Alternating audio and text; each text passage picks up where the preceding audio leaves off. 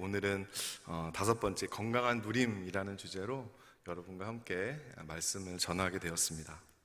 어떤 사람이 이 비싼 돈을 주고 캐리비안 크루즈 여행을 갔다고 합니다. 근데 이 배 삭슬 처음에 내는데 돈을 너무 많이 쓴 나머지 더 이상 돈이 남아있지 않아서 크루즈 여행 좋은 구경을 하면서 그 안에 있는 최고급 식당들, 뷔페들은 돈이 없으니까 비싸겠거니 하고 하나도 먹지 않고 일주일 동안 강제 금식을 하고 좋은 구경 갔다 오고 났는데 피골은 상접해서 집에 돌아왔다라는 이야기가 있죠. 다 아시는 것처럼 그런 크루즈에 가면요, 대부분 그 안에 있는 올 유 캔 잇 식당이 포함이 되어 있는데 그거를 몰랐기 때문에 누릴 수가 없었다라고 하는 것입니다. 여러분, 모르면 누릴 수가 없습니다. 누림은 알면서 나온다라고 하는 것이죠. 우리가 예수님을 믿는다고 해도 예수님이 누구신지를 모르면, 우리가 교회를 다닌다고 해도 교회가 어떤 곳인지를 모른다면 예수님을 누릴 수 없고 교회라는 공동체를 누릴 수 없습니다. 어떤 공동체가, 어떤 교회가 건강할까 가장 쉽게 알아볼 수 있는 방법은 그 교회에 얼마나 많은 사람들이, 그 공동체에 얼마나 많은 구성원들이 그 공동체와 교회를 누리고 있는가, 즐거워하고 있는가를 보면 알 수 있지 않을까 생각을 해보게 되었습니다. 지난 4주 동안 여러 가지 재료가 준비되는 것도 필요하고요, 우리 배운 것처럼 균형 감각을 잘 살리는 것도 중요하고 우선순위를 잘 세우고 또 잘 풍성하게 교제를 통해 나누는 것도 중요하지만 탁이 있는데 이것을 누릴 수가 없다면, 먹지를 않는다면 아무런 소용이 없다라고 하는 것이죠. 예수님은 오늘도 우리를 예수님의 식탁으로 초청하십니다. 왜? 그 식탁에 초청하셔서 우리를 회복하시기 위해서. 예수님의 식탁에서 우리는 회복을 누린다라고 하는 것이죠. 오늘 본문은 요한복음의 에필로그에 해당하는 장입니다. 사실상 요한복음은 20장 마지막 절로 끝이 납니다. 이 책을 쓴 것은 내가 너희로 예수님을 믿게 하고 영생을 얻게 하려 합니다, 이렇게 하고 사실은 대단원의 막을 아주 깔끔하게 정리가 딱 됐는데 21장이 이제 다시 시작을 하게 된다는 거죠. 요즘 이 만들어지는 영화를 보면요, 유행이 뭐냐면 영화가 끝나고 엔딩 크레딧이 다 올라가면 그리고 나서 나오는 쿠키 영상, 이런 게 있습니다. 그 쿠키 영상을 이제 보겠다고 그거를 이제 기다리는 사람들이 요즘 되게 많이 있는데 요한복음 21장이 그런 장과도 같다라고 하는 것이죠. 예수님께서 마지막 3번째로 이 제자들과 만났던 그 이야기를 아주 드라마틱하게 조명함으로 아주 요한복음을 읽는 독자들로 하여금 강하고 진한 여운을 남게 하는 장이 바로 요한복음 21장입니다. 여기서 우리는 이 제자들을 위해서 식사를 준비하시는, 조반 아침 식사를 준비하시는 아주 따스한 예수님의 품을 느낄 수 있는데요, 이 예수님의 식탁, 우리를 회복하시는 그분의 식탁 앞에 우리가 나아가면 어떤 것들이 회복이 될 수 있는지 함께 3가지로 살펴보려고 합니다. 첫 번째로 예수님의 식탁에서 우리는 심신의 회복을 누리게 됩니다. 복음서를 읽다 보면 항상 제가 이제 궁금한 게 있는데요, 왜 제자들은 부활하신 예수님을 한눈에 알아보는 사람이 하나도 없을까요? 오늘 본문은 물론 누가복음 24장에 봐도 이 엠마오로 가는 두 제자, 엠마오에서 예루살렘까지가 한 11km 정도가 되는 거리라고 하거든요. 11km를 동행했으면서도 왜 예수님을 알아보질 못했을까? 여러분, 우리도 사실 마찬가지로 예수님이 우리 옆에 계시고 우리 안에 계심에도 불구하고 우리는 예수님을 알아보지 못하고 예수님을 누리지 못할 때가 너무 많이 있습니다. 왜 그렇죠? 대부분이 이제 바빠서 그런 것 같아요. 우리가 너무 분주합니다. 먹고 살기 정신없고 몸과 마음이 너무 지쳐서. 근데 제자들도 마찬가지였다고 생각이 들어요. 제자들도 밤새, 지금 어떤 상황이죠? 밤새 물고기를 잡기 위해서 아주 힘겨운 노동을 하고 그 아침이 동이 튼 그 상황이기 때문에 몸이 아주 지칠 대로 지쳐 있었을 것입니다. 게다가 여러분, 노동을 막 하고 나서도 그 노동에 대한 대가가 충족하게 있으면 좀 어느 정도 피곤이 그것 때문에 가시는데 밤새 동안 고기를 잡았지만 한 마리도 잡지 못했습니다. 그렇기 때문에 이 마음도 좀 실망감에 젖어 있었다라고 하는 것이죠. 그런데 제자들이 이 몸과 막 그들의 심신이 지쳐 있었던, 예수님을 못 알아볼 정도로 지쳐 있었던 이유가 과연 물고기를 못 잡아서였을까요? 오늘 본문 3절에 보면 시몬 베드로가 나는 물고기 잡으러 가노라 하니 그들이 우리도 함께 가겠다 라고 이야기합니다. 예수님이 그들을 사람을 낚는 어부로 불러주셨지만 지금 이들은 다시 물고기 낚는 어부가 되겠다고 선언하고 있는 것이죠. 어떤 마음에서 이런 전향이 이루어졌을까요? 다운타운 목회를 하면 저희 교회에 처음 와서 예수님을 믿고 영접한 신앙생활을 시작하는 청년들을요, 적지 않게 만나게 됩니다. 참 큰 축복이죠. 신앙이 어느 정도 성장을 하다 보면 많이 경험하셨겠지만 이 백슬라이딩, 오늘 제자들이 경험한 게 백슬라이딩이거든요. 뒤로 물러나서 침륜에 잠깐 빠지는 거죠. 신앙이 오래되신 분들은 그런 일 충분히 있을 수 있고, 그렇다고 해서 It's not the end of the world, 끝난 거 아니니까 다시 시작하면 돼, 이렇게 하면 되지만, 사실 처음으로 예수님 믿고 신앙생활 시작한 친구들에게는요, 그런 첫 번째 그 실패하고 신앙적으로 미끄러지는 경험이 좌절스럽게 다가올 때가 있는 것 같습니다.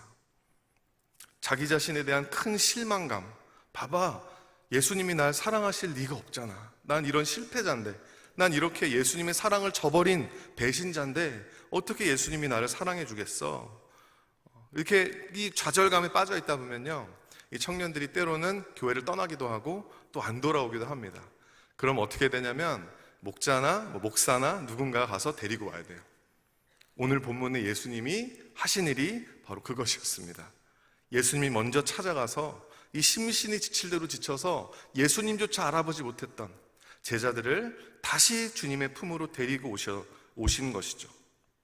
제자들 중에서, 오늘 본문의 제자들 중에서 예수님을 가장 먼저 알아본 사람은 요한이었습니다. 해변에 선 어떤 정체불명의 남자가 있었는데 밤새 동안 고기를 잡았지만 고기를 못 잡았어요. 짜증이 나 있습니다. 근데 갑자기 또 오른쪽에다가 그물을 내려보라고 하니까 그 말대로 합니다. 그랬더니 그물을 들어 올릴 수 없을 정도로 많은 고기가 잡히게 되죠.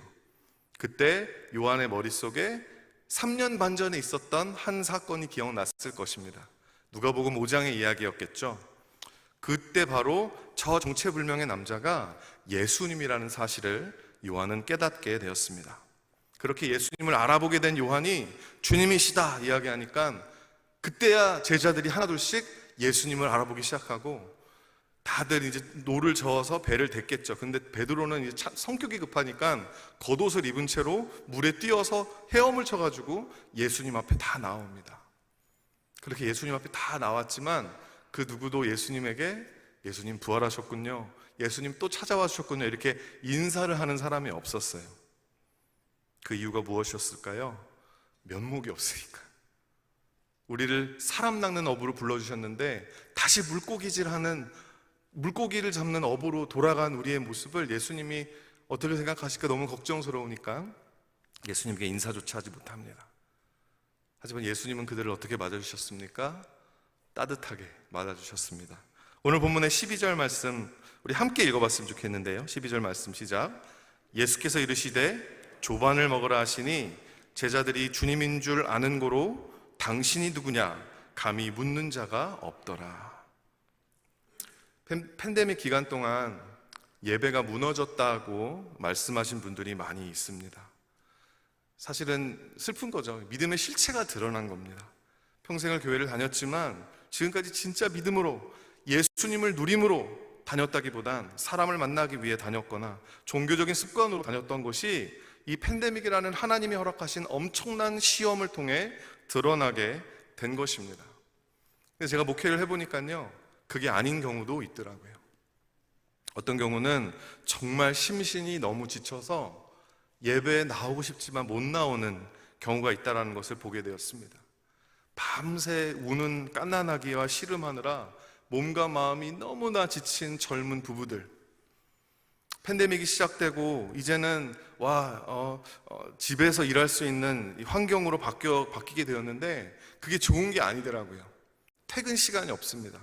이메일로 계속해서 일이 오는데 우리 젊은 청년들이 팬데믹 기간 동안에 자택근무를 하면서 얼마나 일에 얼마나 피로해 있고 얼마나 심신이 지쳐 있는지, 여러분, 이들이 교회에 오기 싫어서 안 오는 게 아니더라고요. 교회를 나와야 내 마음도 회복되고, 예배는 예배를 드림을 통해 회복되라는 건 알매도 불구하고 그게 자기 마음대로 안 되는 것을 보게 되었습니다.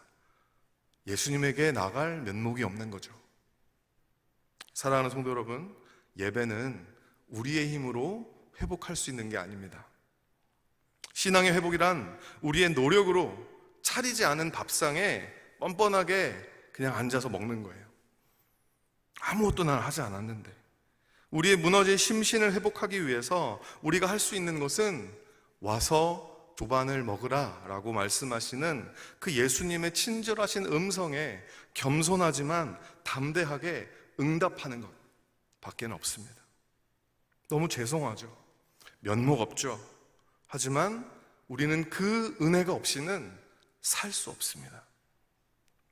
여러분, 우리가 먼저 누려야 합니다. 누려야 누려지는 것입니다. 예배를 등한시하고 엉망이 된 신앙생활에 이거에 대한 이 죄송함 때문에 수저를 차마 들뜨지도 못하고 있는 우리를 예수님이 오늘도 바라보십니다. 멋쩍어하고 면목 없어하는 우리에게 오늘도 예수님은 와서 조반을 먹으라. 내가 너를 위해서 준비한 이 식탁에 너를 초대한다. 괜찮아, 아무개야. 와서 우선 먹자. 여러분, 우리의 심신의 회복에, 안정에 가장 좋은 것이 정성껏 차려진 이 식탁이라고 생각을 합니다. 수고하고 무거운 짐진 여러분, 예수님께서 여러분 모두를 예수님의 그 식탁으로 초청하고 계십니다.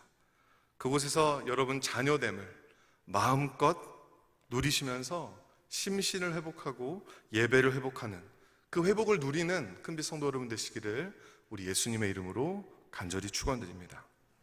두 번째로, 예수님의 식탁에서 우리는 공동체의 회복을 누리게 됩니다.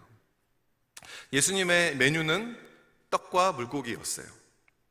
떡과 물고기가 숯불 위에서 아주 맛있게 구워지고 있었습니다. 그런데 예수님이 이런 질문을 하시죠. 이런 요구를 하시죠. 10절에 예수께서 이르시되 지금 잡은 생선을 좀 가져와라. 제 생각에는 예수님이 물고기 잡는 어부로 전향한 제자들의 수를 잘못 계산하신 것 같아요.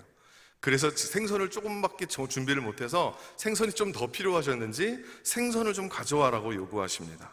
그러니까 이제 제자는 뭘 해야 되죠? 끌어올릴 수 없었던 그물을 이제 끌어올려서 생선을 예수님께 가져다 드려야 하는 것입니다. 근데 바로 이 부분에서 우리는 3년 반 전에 있었던 누가복음 5장의 이야기와 오늘 본문 사이에 아주 극명한 대조점이 하나가 있는 것을 발견하게 되는데요. 제가 이게 준비해 왔는데 보여주시면, 누가복음 5장 6절에는 그렇게 하니 고기를 잡은 것이 심이 많아서 그물이 찢어졌다고 나옵니다. 누가복음 5장에는. 그런데 오늘 본문 21장 11절 보면 시몬 베드로가 올라가서 그물을 육지에 끌어올리니 가득히 찬 큰 물고기가 153마리나 3마리라 이같이 많으나 그물이 찢어지지 않았다고 나옵니다. 왜 누가복음 5장에는 찢어졌고 요한복음 21장에는 안 찢어졌을까요? 제가 일부 예배 설교 마치고 가는데 배장원 목사님께서 누가복음 5장에서 쓴 그물은 메이드 인 차이나고 요한복음 21장은 메이드 인 캐나다라 그렇다고 해주셨는데, 뭐 그럴 수도 있겠죠. 네. 저는 성경을 읽을 때 좀 이렇게 좀 엉뚱한 질문들을 많이 하고 좀 상상을 좀 많이 합니다. 왜 사도 요한은 그물이 안 찢어졌으면 그냥 이야기 안 하고 넘어가도 되는 거잖아요. 근데 왜 굳이 그물이 찢어지지 않았다라는 이야기를 여기서 하고 있을까? 그렇다면 누가복음 5장에서는 왜 찢어졌을까? 그냥 무거워서 찢어질 수도 있겠죠. 근데 제가 좀 상상을 해봤더니 이럴 수도 있겠더라고요. 밤새 동안 그물을 던졌지만 고기가 없는데 저 사람이 던져보래서 던졌더니 많이 나왔어요. 근데 지금 제자들의 포커스는 완전히 어디에 있냐면 고기에 있는 겁니다. 갑자기 떼부자가 된 것처럼 기쁜 마음, 흥분된 마음에 너도 나도 할 것 없이 그물을 막 올리는데 이게 호흡이 안 맞는 거예요. 누구는 빨리 잡아당기고 누구는 천천히 잡아당기니까 그렇게 찢어질 수밖에 없는 거죠. 반면에 요한복음 21장에는 비록 그 제자들이요, 물고기 잡는 제자로, 이제 물고기 잡는 업으로 그들이 커리어를 전향했다고 할지라도, 그들이 지금은 침륜에 빠져 있을지라도 지난 3년 반 동안 예수님과 동고동락했던 그 협동심, 그 하나됨, 그 호흡이 남아있는 거예요. 자기네도 모르는, 자기들 자신들도 모르는 사이에. 그래서 그물을 끌어올리는 데 있어서 이 힘 조절이 가능했다는 거죠. 그 누구도 내가 먼저 할 거야 라고 하지 않고, 그 누구도 나쯤 하나는 없어도 되겠지, 그렇게 꾀부리지 않고 동시에 같은 페이스로 그물을 올리다 보니까 아무리 무거웠어도 그물이 찢어지지 않았다. 그래서 3년 반 동안 예수님의 그 사역이 완전히 헛것은 아니었다. 이것을 이야기하기 위해서 이 사도 요한이 그물이 찢어지지 않았다라는 디테일을 삽입한 게 아닌가, 이런 생각을 해보게 되었습니다. 여러분, 하나님은 이 세상의 모든 일을 하나님 혼자서 하지 않으십니다. 하나님 혼자 하면 더 빨리 하실 수 있고, 더 많이 하실 수 있고, 가장 잘 하실 수 있지만, 하나님은 언제나 교회가, 저와 여러분이 해야 할 일들을 남겨놓으십니다. 그물을 끌어올려서 제자들이 잡은 고기를 가져오기까지 예수님의 식탁은 완성되지 않았다라는 거예요. 예수님의 말씀에 순종하기 위해서 힘을 합치고, 힘 자랑이 아니라 힘 조절을 하면서, 개인 플레이가 아니라 팀 플레이를 하는 공동체, 예수님의 식탁에 앉으려면 적어도 그 정도 연합됨은 있어야 한다라고 하는 거죠. 예수님께서 오늘도 우리에게, 우리 큰빛교회 한 분 한 분에게 명령하십니다. 너 지금 잡은 생선을 나에게 가져와라. 근데 여러분 생각해보면요, 이게 또 뭐 시키시는 거야, 짜증나는 게 아니라요, 정말 잘 생각해보면 너무 감사한 일이에요. 왜냐하면 조금 전까지만 해도 드릴 생선이 하나도 없었거든요. 근데 예수님 말씀대로 오른쪽에 그물을 던졌더니 갑자기 153마리나 생긴 거예요. 얼마나 큰 은혜입니까? 그리고 예수님이 주신 축복이 얼마나 큰지 나 혼자선 감당이 안 돼요. 나 혼자 못합니다. 그 사실 자체가 얼마나 놀랍고 행복한 일인지 모릅니다. 여러분, 예수님께서 우리 교회에게 감당하기 버거울 정도로 어려운 일들을 허락하셨다면 사실은 참 감사한 일이다 생각했으면 좋겠습니다. 혼자서는, 소수의 몇 명의 힘으로는 감당이 안 될 정도로 큰 일을 주셨다는 것은, 그래서 많은 사람들이 함께 머리를 맞대고 힘을 합치고 의견을 조율하고 함께 격려하고 기도하면서 일을 진행시켜야만 한다라는 그 일이 우리에게 주어졌다라는 것이 우리 안에 그 공동체성을 회복하시려는 주님의 의도가 있다라는 것을 알기 때문에 그렇다라는 것이죠. 다운타운, 제가 사역하는 다운타운에는요, 매주마다 200명 정도의 이 성도들, 청년들, 우리 어른분들도 계셔서요, 성도들이 모여서 예배드리는 건물이 있습니다. 알아보니까 다운타운에 이렇게 자기 건물을 가지고 이렇게 하는, 이렇게 교회를 하는 그런 교회들이 많지 않더라고요.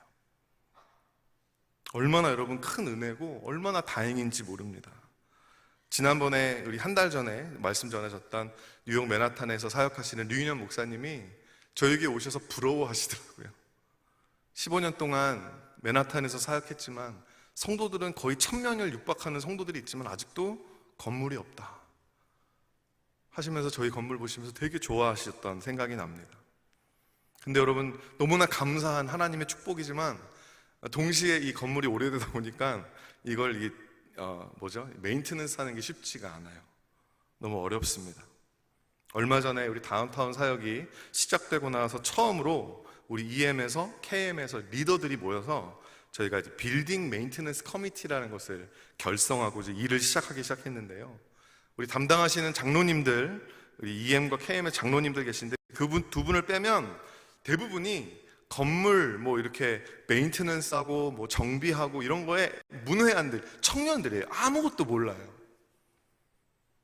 그럼에도 불구하고 하나님께서 우리에게 허락하신 이 건물, 지난 수년 동안 수천 명들이 오고 가면서 복음을 들었고 예수님을 만나게 되었고 신앙이 회복될 수 있었던 이 귀한 건물을 잘 관리하는 것이 우리가 예수님에게 드려야 할 생선이구나. 이것을 믿고 이걸 사명이라고 받아들인 청년들이 있다는 게 저는 얼마나 감사했는지 모릅니다. 감당하기 힘들 정도로 너무나 크신 하나님의 축복을 잘 받기 위해서. 여러분, 하나님의 축복이 크다고 다 좋은 게 아니더라고요. 너무 커서 감당을 못하면 축복이 저주가 되는 경우를 많이 봤습니다. 이 큰 축복을 잘 감당할 수 있는, 그걸 잘 감당하기 위해서 서로 협력하고 기도할 수 있는 그런 공동체가 우리 큰빛교회 다운타운에 만들어지고 있다는 게 저는 얼마나 다행이고 감사하고 할렐루야인지 모릅니다. 예수님의 식탁에서 우리는 공동체의 회복을 누립니다. 예수님께서 이미 다 차려놓으신 식탁, 밥상을 다 차려놓으셨지만 우리가 왔을 때 예수님이 적어도 수저는 너가 좀 놔라, 밥상에 숟가락만 놓는 거라도 너가 좀 해라, 우리에게 명령하시고 요구하시는 거예요. 때로는 예수님의 식탁은 모두가 한 사람씩 뭐를 다 준비하고 십시일반해서 다 준비해야 하는 펄럭일 때도 있습니다. 예수님의 식탁은 언제나 나의 참여와 나의 기여를 요구합니다.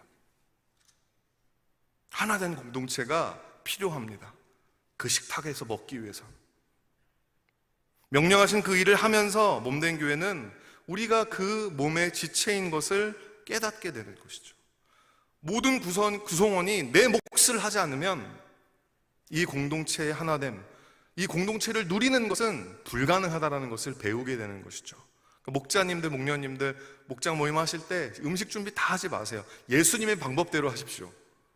이게 좀 모자라니까, 안 모자라도요, 이게 좀 모자라니까 이거 좀 가져와 주십시오, 저거 좀 가져와 주십시오. 목원들에게 계속 요구하셔야 돼요.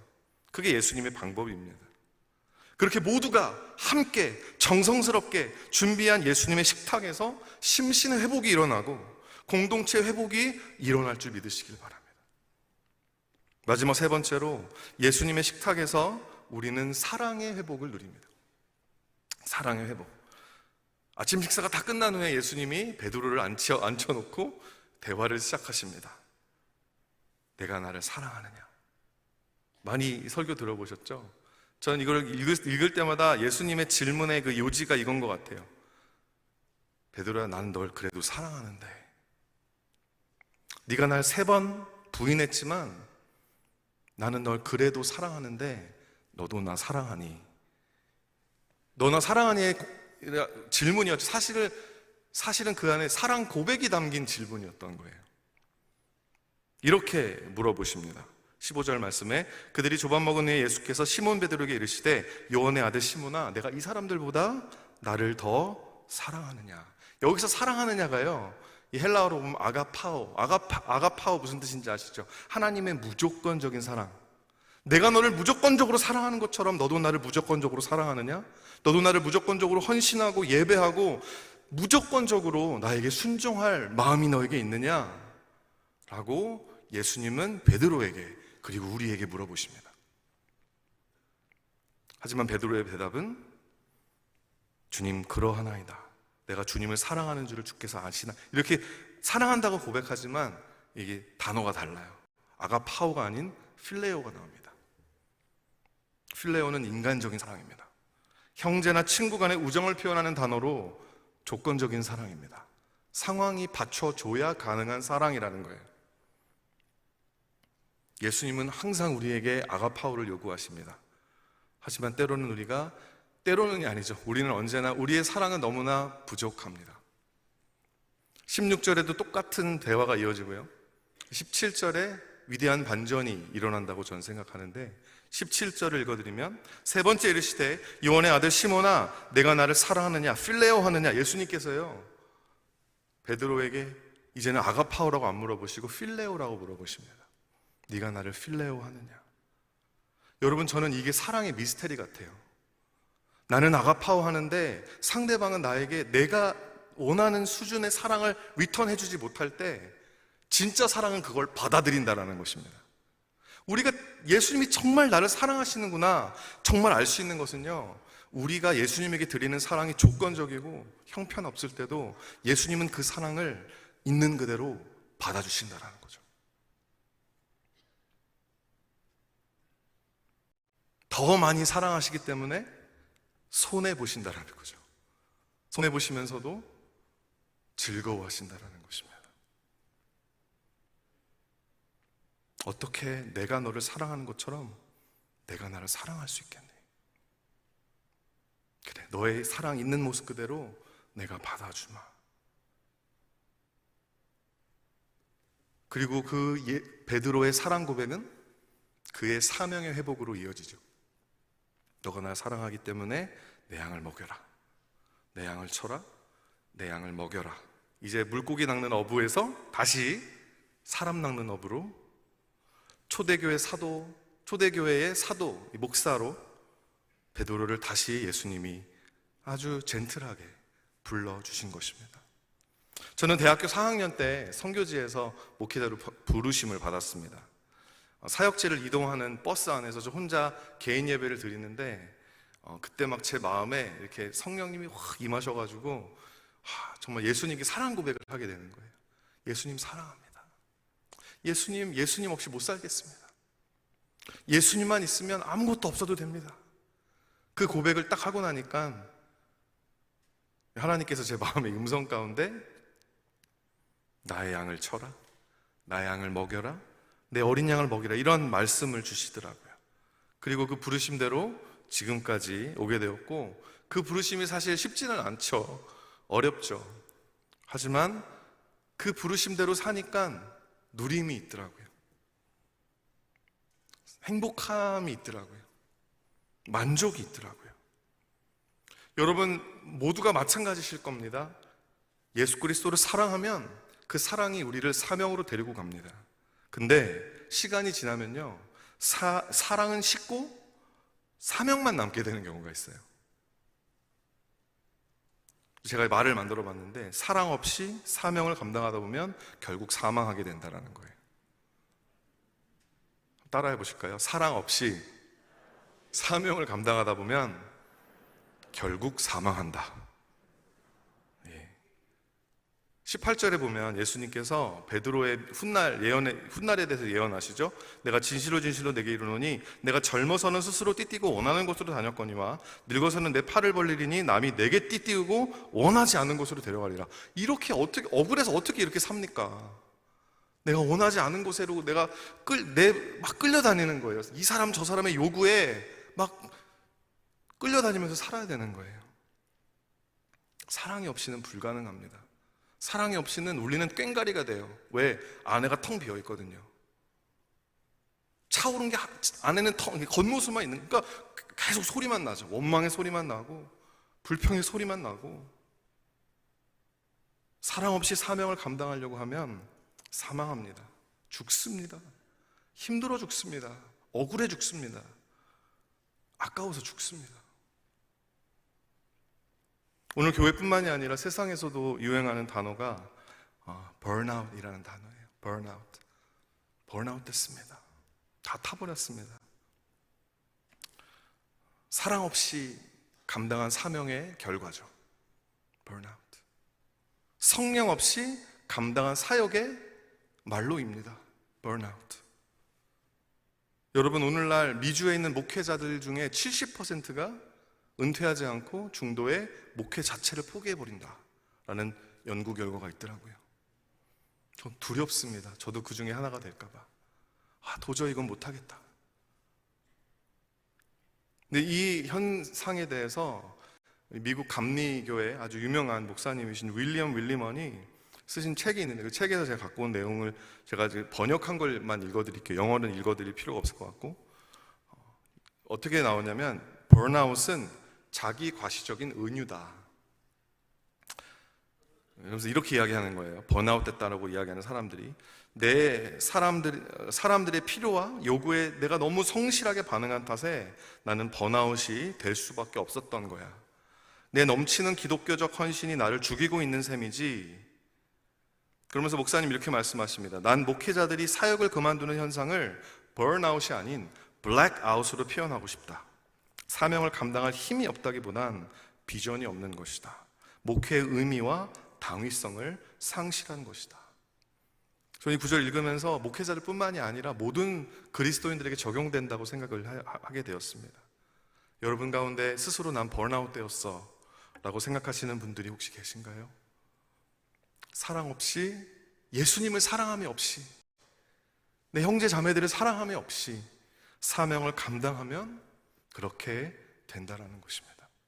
내가 사랑하는 예수님에 대한 비전, 예수님에 대한 소망, 예수님이 주시는 기쁨과 그 모든 예수님을 누림이 없이 우리가 사역을 감당하고 목회를 감당하고 목장을 감당할 때 번아웃 될 수밖에 없다라고 하는 것이죠. 그래서 우리에게 필요한 것은요, 예수님 식탁에 나와서 우리의 사랑이 회복되는 거예요. 다시 예수 그리스도의 은혜의 식탁으로 나와 사랑의 회복을 누리고 맛보는 여러분 되시기를 예수님의 이름으로 축원드립니다. 말씀을 마치겠습니다.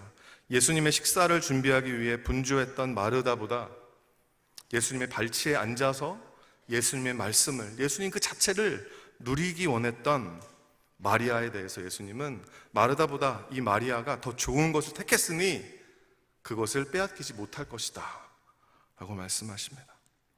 사랑하는 성도 여러분, 신앙은 예수님 그 자체를, 그분을 누리는 것입니다. 예수님의 풍성한 식탁에 나와 그분의 회복해 하심을, 놀라운 은혜와 사랑을 마음껏 누리는 저와 여러분 되시기를 예수님의 이름으로 다시 한번 축원드립니다. 기도하겠습니다. 이 시간 같이 예수님에게 사랑 고백하는 시간 가지기를 원합니다.